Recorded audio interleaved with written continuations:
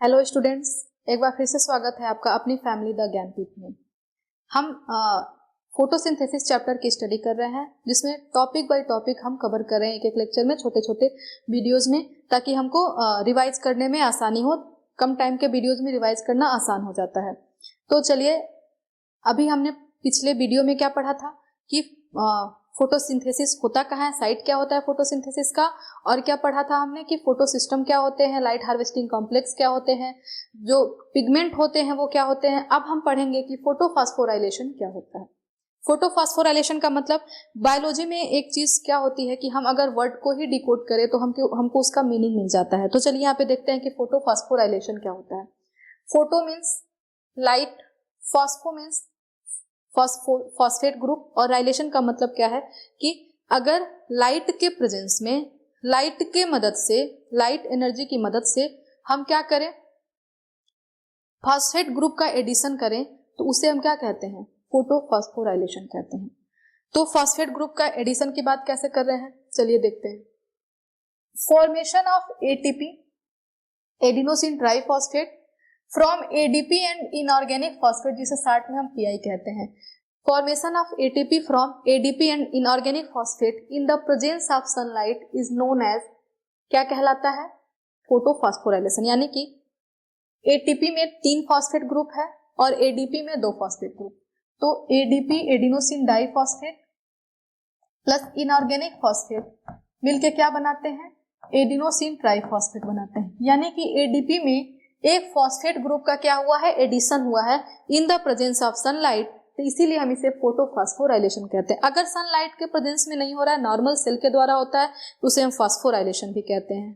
ठीक है, तो चलिए अब देखते हैं कि फोटोफॉस्फोराइलेशन कितने तरह का होता है। फोटोफॉस्फोराइलेशन तो 2 तरीके का होता है। पहला नॉन साइक्लिक फोटोफॉस्फोराइलेशन और साइक्लिक फोटोफॉस्फोराइलेशन। जो नॉन साइक्लिक फोटोफॉस्फोराइलेशन है, जो नॉन साइक्लिक फोटोफॉस्फोराइलेशन होता है, उसे हम क्या कहते हैं, जेड स्कीम के नाम से भी जानते हैं। क्योंकि जब हम इसकी स्टडी करेंगे तो इसमें इलेक्ट्रॉन का मूवमेंट इस तरीके से होता है कि जेड लाइक स्ट्रक्चर बनता है, इसीलिए हम इसे जेड स्कीम के नाम से भी कहते हैं। तो चलिए पहले हम एक कंपैरिजन पढ़ लेते हैं साइक्लिक फोटोफॉस्फोराइलेशन और नॉन साइक्लिक फोटोफॉस्फोराइलेशन में, तो उससे हमें ओवरऑल एक आइडिया मिल जाएगा कि हमको क्या पढ़ना है।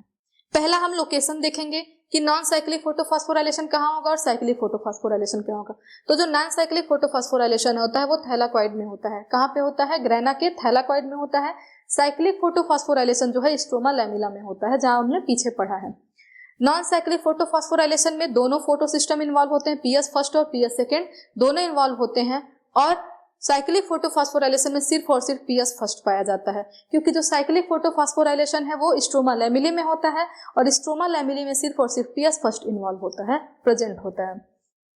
नॉन साइक्लिक फोटोफॉस्फोराइलेशन में हमने देखा था कि जो पीएस सेकेंड होता है उस पोजीशन पे फोटोलिसिस होता है। फोटोलिसिस मतलब वाटर का टूट जाना इन द प्रेजेंस ऑफ सनलाइट। लेकिन जो साइक्लिक फोटोफॉस्फोराइलेशन है वहां पे कोई फोटोलिसिस नहीं होगा। नॉन साइक्लिक फोटोफॉस्फोराइलेशन से ऑक्सीजन रिलीज होता है, और साइक्लिक फोटोफॉस्फोराइलेशन में ऑक्सीजन रिलीज नहीं होता है। इसमें क्या बनता है, नॉन साइक्लिक में एटीपी और एनएडीपीएस दोनों सिंथेसाइज होंगे, लेकिन साइक्लिक फोटोफॉस्फोराइलेशन में सिर्फ 2 मॉलिक्यूल्स ऑफ एटीपी का सिंथेसिस होता है। ये हो गया कंपैरिजन बिटवीन साइक्लिक एक नॉन साइक्लिक फोटोफॉस्फोराइलेशन, तो इसे आप नोट कर सकते हैं।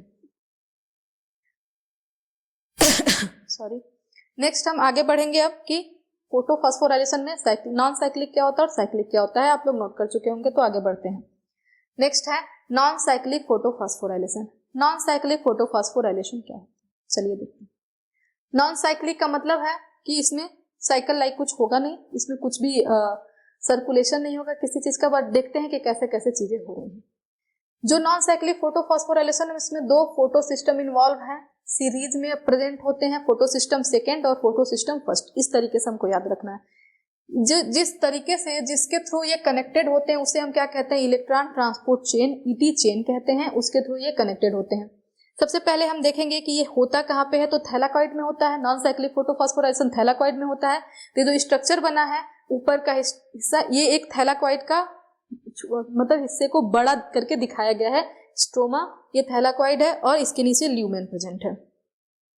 लोकेशन हम याद रखेंगे यहाँ पे क्या होगा, फोटोलिसिस ऑफ वाटर होगा, यहाँ पे आपका NADP का सिंथेसिस होगा, आगे हम देखेंगे। सबसे पहले देखते हैं कि सनलाइट आ रही है किसके रूप में, फोटॉन के रूप में। सनलाइट किसके रूप में आती है, फोटॉन के रूप में आती है, ठीक है, और आके गिरेगी किसके पास, accessory pigment, light harvesting complex पे लाइट गिरेगी। ये लाइट हार्वेस्टिंग कॉम्प्लेक्स जो है लाइट को एब्जॉर्ब करके किसके पास भेजेंगे, क्लोरोफिल ए के पास, क्लोरोफिल ए के पास भेजेंगे। तो जो क्लोरोफिल ए है वो एक साइट होगा, क्लोरोफिल ए मॉलिक्यूल एक साइट होगा, और इलेक्ट्रॉन क्या करेगा, रिलीज करेगा। ये इलेक्ट्रॉन रिलीज करके भेजता है प्राइमरी इलेक्ट्रॉन एक्सेप्टर के पास, किसके पास, प्राइमरी इलेक्ट्रॉन एक्सेप्टर के पास। लैग कर रहा है थोड़ा थोड़ा, प्राइमरी इलेक्ट्रॉन एक्सेप्टर के पास भेजेगा इलेक्ट्रॉन को, ठीक है। अब प्राइमरी इलेक्ट्रॉन एक्सेप्टर से इलेक्ट्रॉन को कौन ले लेगा, प्लास्टोक्यूनोन, ये भी इलेक्ट्रॉन एक्सेप्टर है, ये इलेक्ट्रॉन को क्या कर लेगा, एक्सेप्ट करेगा। प्लास्टोक्यूनोन से जो इलेक्ट्रॉन है वो कहाँ पे जाएगा, साइटोक्रोम B6 और साइटोक्रोम F के पास। यही वो लोकेशन है जहां पे ADP से ATP का सिंथेसिस हो जाता है। ADP प्लस PI मिलके क्या बना लेती हैं, ATP बना लेती हैं साइटोक्रोम वाले साइट पे। फिर यहाँ से जो इलेक्ट्रॉन है वो जाएगा प्लास्टोसाइनिन के पास, फिर से प्लास्टोसाइनिन जो है इलेक्ट्रॉन को भेज देगा फोटोसिस्टम फर्स्ट के पास। यहाँ पे नोट कर लीजिएगा कि जो फोटोसिस्टम सेकेंड होता है इसकी मैक्सिमम वेवलेंथ कितनी होती है, जो मैक्सिमम वेवलेंथ होती है वो 680 नैनोमीटर होती है, और फोटोसिस्टम फर्स्ट की जो मैक्सिमम वेवलेंथ होती है वो कितनी होती है, 700 नैनोमीटर, 700 नैनोमीटर होती है,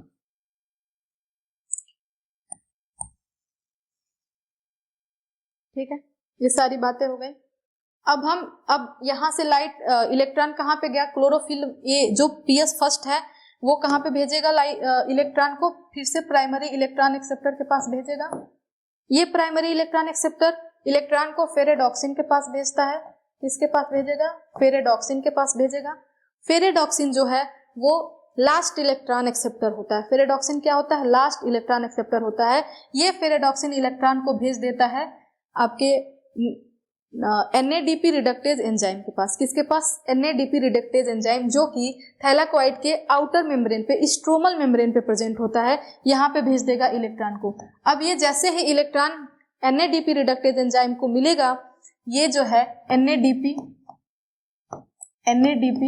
प्लस 2H प्लस को किसमें चेंज कर देगा, NADPH प्लस H प्लस, यानी कि NADP से NADPH का सिंथेसिस हो गया। क्या हुआ, NADP से NADPH का सिंथेसिस हो गया।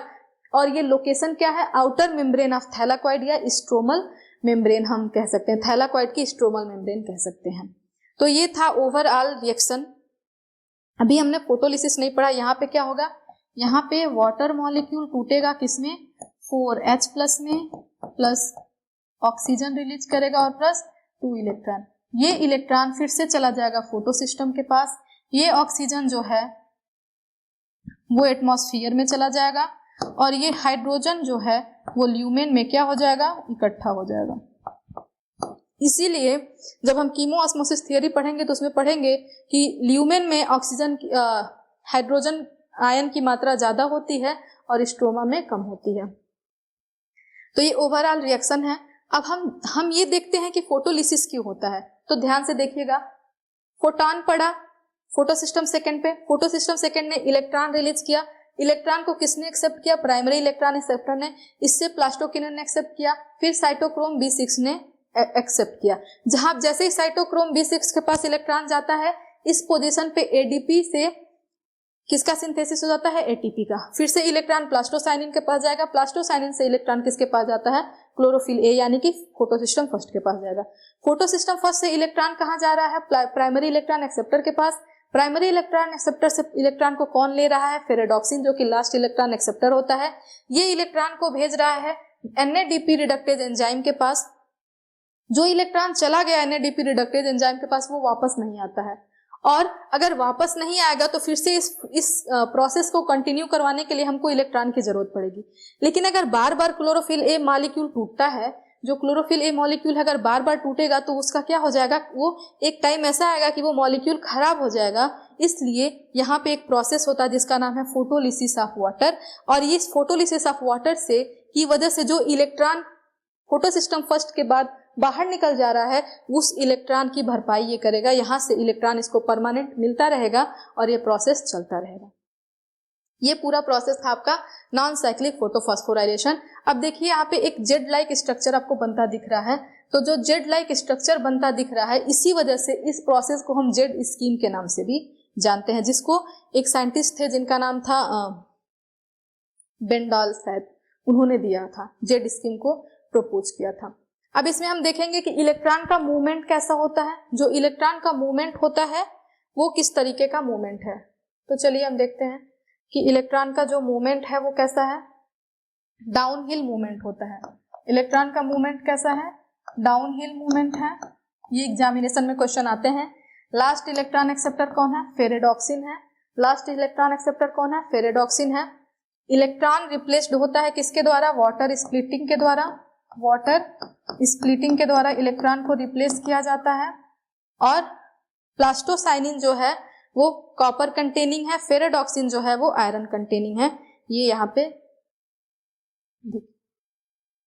ये हो गई आपकी बातें पूरी नॉन साइक्लिक फोटोफॉस्फोराइलेशन की। अगर हम इसकी इसको देखें तो इसका क्या नाम है, प्लास्टोक्यूनोन। प्लास्टोक्यूनोन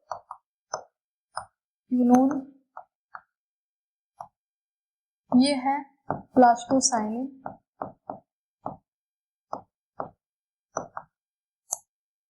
प्लास्टोक्यूनोन, प्लास्टोसाइनिन और साइटोक्रोम B6, ये जो है ये क्या है, फेरेडॉक्सिन। तो ये पूरी बातें हो गई नॉन साइक्लिक फोटोफॉस्फोराइलेशन। दिखने में कॉम्प्लेक्स है लेकिन अगर हम इसको अच्छे से समझते हैं तो ये बहुत ही आसान होता है, तो इसे आप नोट कर लीजिए। फिर आगे हम पढ़ेंगे cyclic photophosphorylation. Non cyclic photophosphorylation की बातें हो गई थी, अब हम बात करेंगे साइक्लिक फोटोफॉस्फोराइलेशन क्या होता है। साइक्लिक फोटोफॉस्फोराइलेशन में सिर्फ पीएस फर्स्ट फंक्शनल होता है और इसमें जो इलेक्ट्रॉन होते हैं वो फोटो सिस्टम में सर्कुलेट होते रहते हैं। इलेक्ट्रॉन फोटो सिस्टम से बाहर नहीं जाते हैं, फोटो सिस्टम में ही बार बार सर्कुलेट करते रहते हैं और इस प्रोसेस को कंटिन्यू रखते हैं। इसमें सिर्फ और सिर्फ एटीपी का सिंथेसिस होता है। नॉन साइक्लिक फोटोफॉस्फोराइलेशन में एटीपी और एनएडीपी का भी सिंथेसिस हो रहा था। यहाँ पे एनएडीपी का सिंथेसिस इसलिए नहीं होता है क्योंकि एनएडीपी सिर्फ और सिर्फ थैलाकोइड के स्ट्रोमल मेम्ब्रेन पे पाया जाता है। एनएडीपी रिडक्टेज एंजाइम यहाँ पे प्रेजेंट नहीं होता है, इसीलिए एनएडीपी का सिंथेसिस नहीं होता है। नेक्स्ट अगर हम बात करें तो नॉन साइक्लिक फोटोफॉस्फोराइलेशन में सिर्फ एक मॉलिक्यूल ऑफ एटीपी और एक मॉलिक्यूल ऑफ एनएडीपी का सिंथेसिस हो रहा था और यहाँ पे 2 मॉलिक्यूल एटीपी का सिंथेसिस होता। तो चलिए ये प्रोसेस देखते हैं। सबसे पहले हम देखेंगे ये मेम्ब्रेन कौन सी है, स्ट्रोमा लैमेली। ये इसको हमने ब्रॉड करके पढ़ने के लिए इसको किया हुआ है। अगर यहाँ पे सनलाइट है, सन से लाइट आ रही है फोटॉन के रूप में, एक्सेसरी पिगमेंट के ऊपर गिरेगी। जो एक्सेसरी पिगमेंट है वो लाइट को किसके पास भेजेगी, क्लोरोफिल ए यानी कि रिएक्शन सेंटर के पास भेजेगी। और ये कौन सा फोटो सिस्टम है, फोटो सिस्टम फर्स्ट, जिसका मैक्सिमम वेवलेंथ जो है वो कितना होता है, 700 नैनोमीटर होता है। यहाँ से लाइट जो क्लोरोफिल ए है लाइट को एब्जॉर्ब करने के बाद इलेक्ट्रॉन इजेक्ट करेगा। जो इलेक्ट्रॉन है वो कहाँ पे जाएगा, प्राइमरी इलेक्ट्रॉन एक्सेप्टर के पास जाएगा। कहाँ पे जाएगा, प्राइमरी इलेक्ट्रॉन एक्सेप्टर के पास। प्राइमरी इलेक्ट्रॉन एक्सेप्टर से जो इलेक्ट्रॉन को कौन एक्सेप्ट करेगा, फेरेडॉक्सिन। जैसे ही इलेक्ट्रॉन फेरेडॉक्सिन के पास पहुंचेगा एडीपी पीआई के साथ मिलके क्या बना लेगा, एटीपी बना लेगा। फिर से इलेक्ट्रॉन जाएगा प्लास्टोक्यूनोन के साथ। प्लास्टोक्यूनोन के बाद इलेक्ट्रॉन को कौन लेगा, साइटोक्रोम B6F। ये साइटोक्रोम B6F के पास जैसे ही इलेक्ट्रॉन पहुंचेगा फिर से एडीपी प्लस पीआई मिलके एटीपी बना लेंगे। फिर से जो इलेक्ट्रॉन है वो किसके पास जाएगा, प्लास्टोसाइनिन के पास जाएगा और ये प्लास्टोसाइनिन इस इलेक्ट्रॉन को वापस फोटो सिस्टम फर्स्ट के पास भेज देता है। इस तरीके से इलेक्ट्रॉन फोटो सिस्टम के बाहर नहीं जाता है, फोटो सिस्टम के अंदर ही बार बार सर्कुलेट होता रहता है, जिसके इस वजह से इसे हम क्या कहते हैं, साइक्लिक फोटोफॉस्फोराइलेशन कहते हैं। और साइक्लिक फोटोफॉस्फोराइलेशन यानी कि सर्कुलर क्या हो रहा है, सर्कुलेशन हो रहा है किसका, इलेक्ट्रॉन का, जिसकी वजह से एटीपी का सिंथेसिस हो रहा है। और दूसरी बात इसमें हम क्या करेंगे कि इसमें किसी भी बाहरी इलेक्ट्रॉन की जरूरत, बाहरी इलेक्ट्रॉन डोनर की जरूरत नहीं पड़ती है क्योंकि इसमें इलेक्ट्रॉन वापस सर्कुलेट होता रहता है, लेकिन नॉन साइक्लिक फोटोफॉस्फोराइलेशन में बाहरी इलेक्ट्रॉन डोनर की जरूरत थी। तो ये यहाँ पे हमने आज स्टडी कर ली, साइक्लिक नॉन साइक्लिक सारी चीजें, कहाँ पे फोटोसिंथेसिस होता है कहाँ पे नहीं, ये सारी चीजें हमने स्टडी कर ली। फास्फोराइलेशन फोटोफॉस्फोराइलेशन के बारे में स्टडी कर ली। अब हम नेक्स्ट वीडियो में इसके आगे के लेक्चर डार्क रिएक्शन के बारे में स्टडी करेंगे, उसको देखेंगे। तब तक आप वीडियो को देखते रहिए। Thank you, God bless you.